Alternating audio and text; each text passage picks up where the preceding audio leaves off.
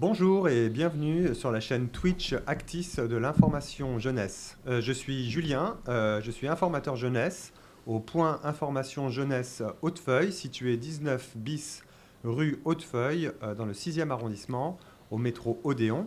Et donc vous pouvez venir me voir aux horaires d'ouverture qui sont du mardi au samedi de 10 h à 18 h sans rendez-vous. Après avoir parlé, lors des deux précédentes émissions, de la présentation de l'information jeunesse en général, puis du projet bande alimentaire qui, pour rappel, a mobilisé des jeunes pour promouvoir la collecte nationale de la banque alimentaire, nous allons aborder aujourd'hui le thème de l'engagement citoyen et des valeurs républicaines. Je vous donne aussi rendez-vous sur notre chaîne Twitch pour se remémorer les meilleurs moments de ces précédentes émissions, ainsi que sur notre chaîne YouTube pour retrouver l'intégralité de nos contenus.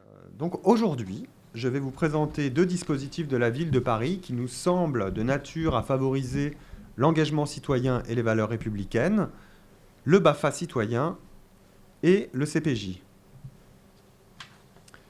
Commençons d'abord par le BAFA citoyen. Alors, le BAFA citoyen est un dispositif de la ville de Paris, géré par l'organisme de formation IFAC, qui propose aux jeunes parisiens de diminuer par 2 le coût de la formation BAFA. Rien que ça. Vous serez donc formé à la première partie du BAFA, le brevet d'aptitude aux fonctions d'animateur, en développant votre conscience citoyenne. Vous bénéficiez de la formation générale qui dure 8 jours contre seulement 40 €. En échange de quoi, on vous demande, à vous, jeunes, d'effectuer 30 heures de bénévolat au service de la collectivité parisienne. Hormis cette dimension citoyenne, le BAFA citoyen est un BAFA comme les autres. Il se passe en 3 parties, formation générale, stage pratique, stage d'approfondissement. Pour pouvoir accéder au BAFA, il vous faut avoir entre 17 et 25 ans, habiter Paris et pouvoir le justifier, et trouver un tuteur ou une tutrice. Par exemple, moi, qui suis un formateur jeunesse, je peux être votre tuteur. Et votre tuteur donc, vous inscrira sur la plateforme du BAFA citoyen. Alors, pour vous inscrire, il faudra prendre rendez-vous avec votre tuteur, muni de votre pièce d'identité et d'une attestation de domicile, type facture EDF par exemple. Votre tuteur, moi par exemple, vous inscrira sur la plateforme du BAFA citoyen et à l'issue de ce premier entretien, il vous remettra également un livret citoyen. Il vous expliquera comment remplir ce livret. Il vous faudra ensuite, ce livret ce sera le vôtre, il vous faudra ensuite me le ramener, signé et tamponné par l'organisme auprès duquel vous vous serez engagé. À mon tour, je contresignerai ce livret et je l'enverrai à l'IFAC. C'est ce qui authentifiera et attestera de la réalisation de votre projet citoyen. Suite à votre inscription sur le site du BAFA citoyen, vous recevrez une convocation à un entretien de motivation qui sera donc fait à l'IFAC. C'est à ce moment-là d'ailleurs que vous vous acquitterez de la somme de 40 € que vous devrez régler. Ici, donc, au point information jeunesse Hautefeuille, nous avons mené des projets originaux pour vous permettre de réussir et de réaliser un projet citoyen. Je citerai donc 2 exemples. Le projet donc bande alimentaire, qui, comme je le disais en début d'émission, a permis à des jeunes de s'investir dans la promotion et avoir une première expérience dans les métiers de la communication et donc dans la promotion de la collecte nationale de la banque alimentaire. Et également le projet Prends la parole et change les choses, qui a permis également à des jeunes de s'engager en faveur de thématiques comme l'égalité femmes-hommes, les violences faites aux femmes notamment. Enfin, vous dire un dernier mot sur le BAFA citoyen, mais le BAFA de manière plus générale, pour vous dire que c'est un diplôme de l'animation qui est très reconnu et vraiment qui peut vous permettre de travailler et de voyager l'été notamment. Donc c'est une formidable porte d'entrée dans le monde professionnel et aussi une ouverture culturelle et de rencontres. Bien, nous allons maintenant passer au Conseil parisien de la jeunesse, le CPJ. Alors, le Conseil parisien de la jeunesse est une occasion unique de vivre une expérience sociale. C'est vraiment une occasion de rentrer de plein pied dans la vie démocratique de votre cité et de prendre une part active à votre vie citoyenne. Vraiment de rentrer dans les rouages sociaux, politiques et institutionnels de votre ville. De rencontrer beaucoup de gens, d'être au courant de tout ce qui se passe. On en parlera tout à l'heure avec François, mais c'est vraiment une chance de pouvoir vivre cette expérience. Le CPJ, donc cette instance de démocratie participative, a été créée en 2003, pour rappel historique, et donc vous permet à vous les jeunes d'être associés à la décision publique et politique de la ville de Paris.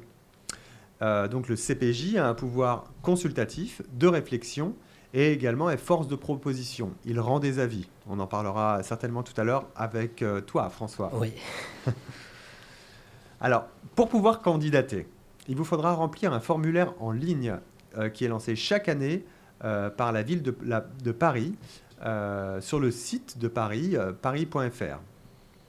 À la suite de ce formulaire en ligne que vous remplirez, un tirage au sort sera effectué et servira de mode de scrutin.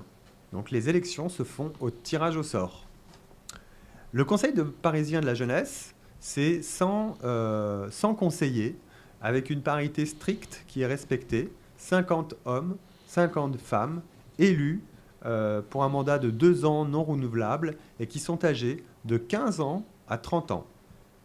Elles ont un point commun. Elles doivent habiter, vous devez habiter, étudier ou travailler ou avoir une activité sociale régulière à Paris, un engagement social, par exemple, associatif, civique, donc avoir un lien fort avec votre ville.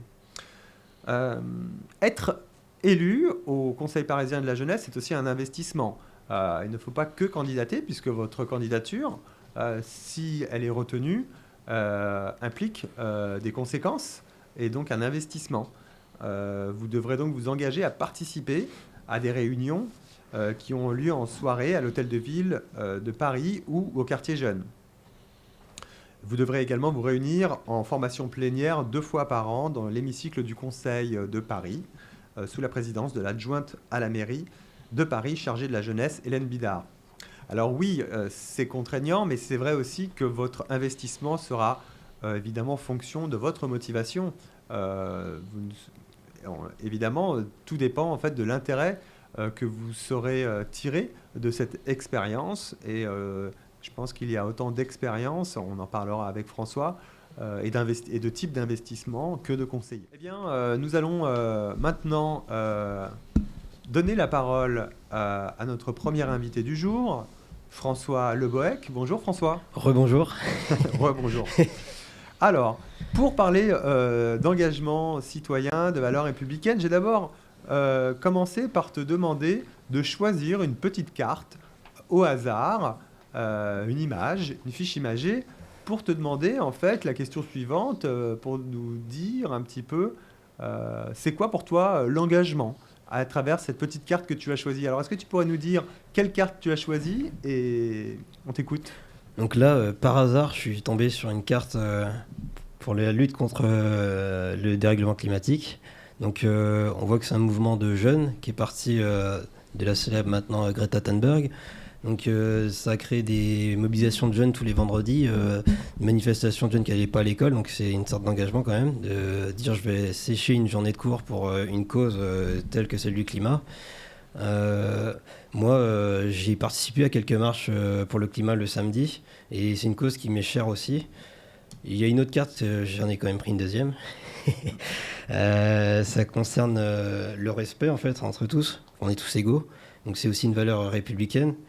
Et je suis moi-même issu de l'immigration en fait, donc ça aussi ces valeurs me tiennent à cœur. Et pour en revenir au CPJ, pourquoi je me suis engagé au CPJ Déjà, ça s'est fait par hasard en fait. Il se trouve que je suis alternant à la mairie de Paris et c'était en 2019, un jour, en me connectant sur les services de la ville, je vois une annonce. Il était encore temps de postuler, c'était les derniers jours. Je dis, bah tiens, je regarde les conditions. Il fallait habiter à Paris, il se trouve que j'habite à Paris. Il fallait étudier à Paris. J'ai repris les études en 2019, donc j'ai étudié à Paris et il fallait travailler à Paris aussi. Donc je remplissais les trois conditions.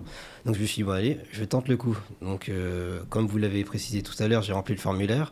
J'ai mis mes motivations et j'ai prié. Et au final, j'ai été tiré au sort. Donc, je disais aux collègues que c'était comme une sorte de loto citoyen et j'y ai gagné pour une fois. Et est-ce que tu peux nous dire alors comment tu vis cette expérience? Et ben, l'une des raisons pour lesquelles j'y ai postulé, c'était pour voir comment fonctionnaient les services municipaux. Parce que on entend à droite à gauche, oui, la ville ne fait rien pour nous, il y a rien qui fait. Enfin, en fait, il y a peut-être une part de manque de communication d'un certain côté, mais une fois qu'on rentre dedans, on voit les complexités. Enfin, tout ne peut pas se faire du jour au lendemain. Monter un projet, ça peut prendre du temps. On l'a vu sur les différents dossiers du CPJ. Et en plus de ça, il y a c'est enrichissant personnellement parce qu'on fait plein de rencontres. D'autres jeunes également motivés pour différentes causes. Donc moi, ça m'a permis de m'enrichir personnellement. Tu as fait des rencontres. Est-ce que tu peux nous parler d'une de ces rencontres est-ce qu'une rencontre t'a marqué particulièrement ou... Non, tout le monde. Ouais. Tout le monde. Il n'y a pas de personne en D'accord. particulier. Est-ce que j'aimerais que tu nous dises un petit peu pour nous faire comprendre comment la maire de Paris, se saisit-elle du Conseil parisien de la jeunesse? En chaque début d'année, une lettre de saisine nous est délivrée avec les différents thèmes que la maire souhaite qu'on traite dans l'année.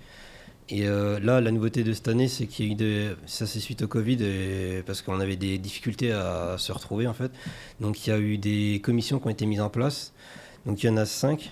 Il y a la commission pour le plan local d'urbanisme, la commission de QJ, c'était pour l'aide à la mise en place du quartier des jeunes. Il y a la commission pour l'Académie du climat et la biodiversité.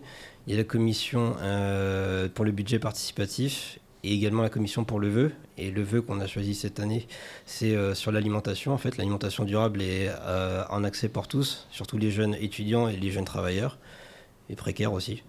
Donc voilà comment on s'organise maintenant. On fait des petits groupes, une dizaine de personnes.